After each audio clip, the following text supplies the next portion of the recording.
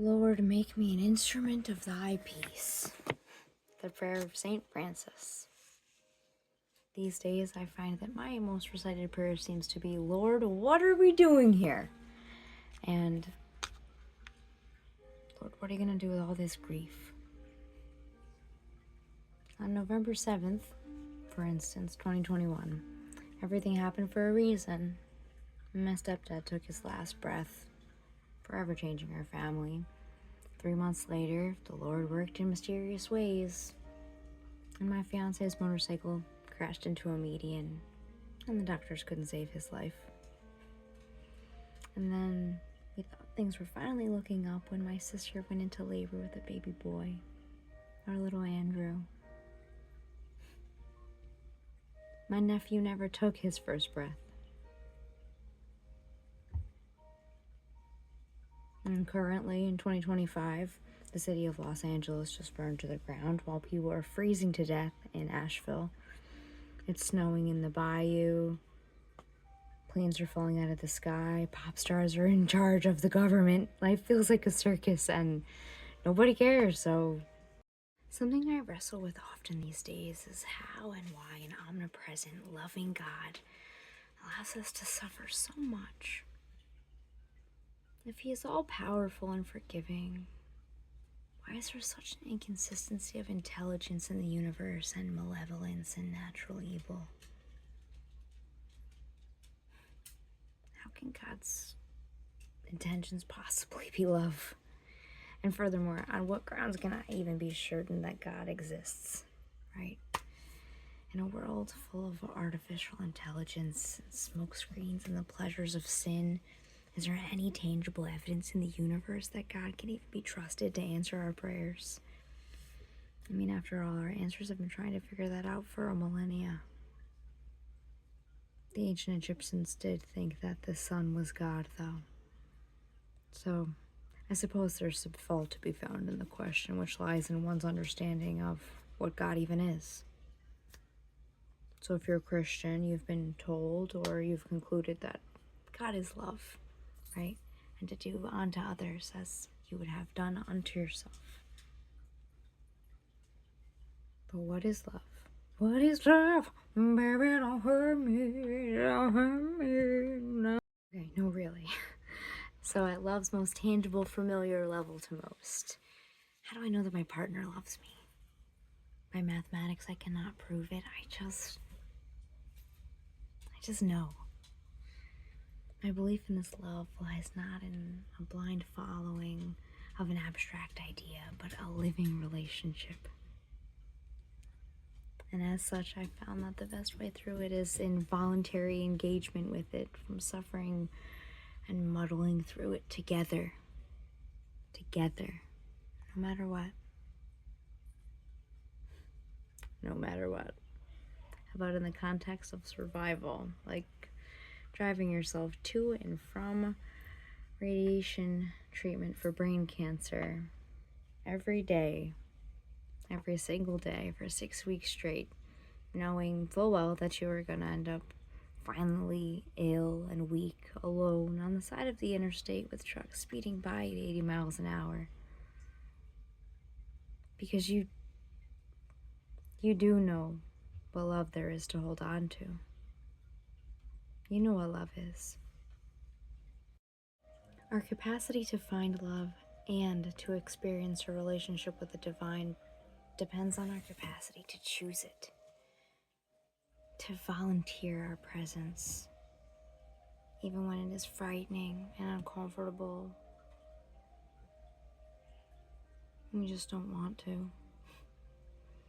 A world without suffering would take away the beauty of choice. A world without suffering. The tectonic plates that make up the magnificence of our planet, that make life on Earth even possible, are constantly moving and shifting on a molten core, causing death and destruction. Love without suffering. To separate the two as one or the other is to take away the entire human experience altogether. To divide humanity and culture, us and them, you and me. It's when we lose sight of our purpose. To live in love, give love, receive love. I mean, we're even created by making love. If we aren't careful, we find ourselves wishing our humanity out of existence. Good and evil enable our capacities, right? Without suffering, there is no need for love. And without love, without God, there is no value to our lives. And this brings me to, what is the Almighty doing on the cross, right? I think at the very least, Jesus on the cross shows us that God is not distant from our pain. He understands and joins us in our suffering. Now considering that human freezing itself is supernatural, if we can just look through that lens, maybe we can see what God, if we could just allow ourselves to see what God has done through suffering, maybe we can understand why it's necessary. I look at the news today and I'm reminded of Acts 3, when Peter and John healed that crippled beggar at the temple gate called Beautiful. Beautiful. This man was carried to his place of routine and dissatisfaction that was barely sustaining him well enough. He didn't care anymore, and everyone at the temple knew him as the guy that sits at the gate outside every day. But it didn't matter that he had been lame since birth and had basically given up on life. God still used him. To think that the first miracle of Acts was waiting to be stepped over for something more important. Wow. I mean, how many people in our own lives can that apply to, right? Our society is fascinated with human emotion, but hates to acknowledge it or face it when it actually counts. We consume hour after hour of the narrative and perspectives of others through the media, and yet escape being present through our screens and substances every chance we get. Functioning on this desensitized level of carelessness, people are worshiping their weaknesses and using their grace as a crutch. What are we doing here? It is through hard times, when we find ourselves at the end of our rope and we don't know what to do. These are the places that produce perseverance and character and hope. Unfortunately,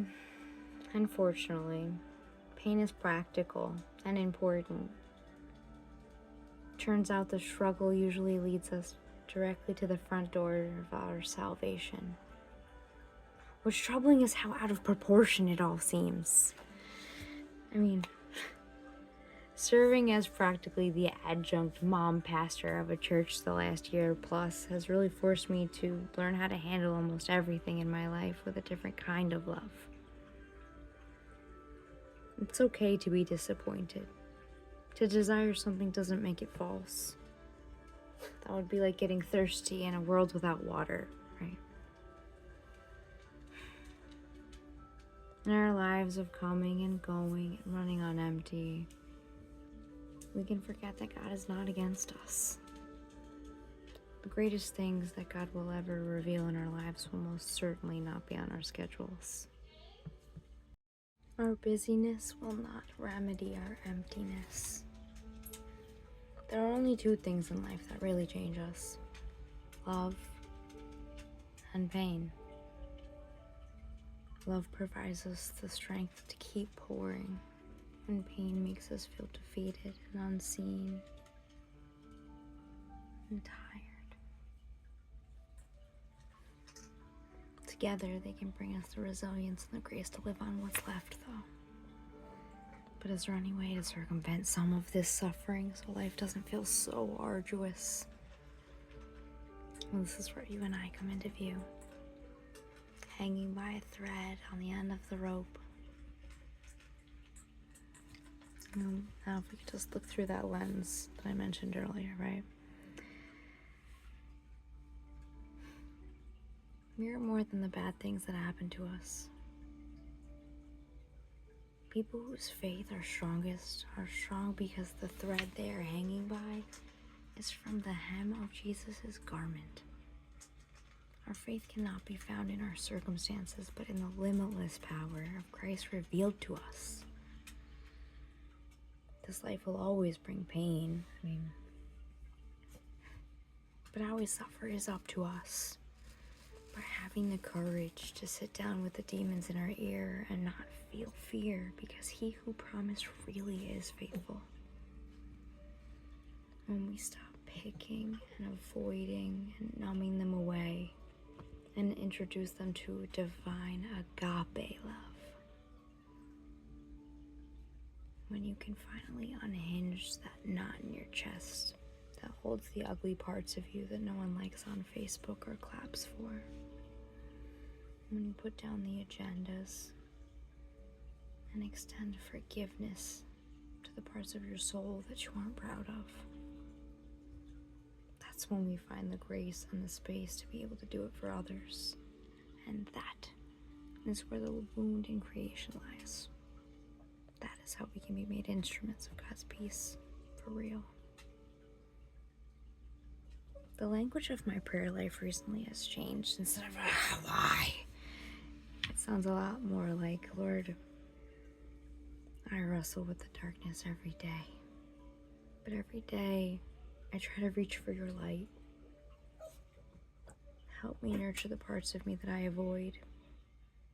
Give me the direction to walk, not just jump and shout, but walk toward what you have created me to be.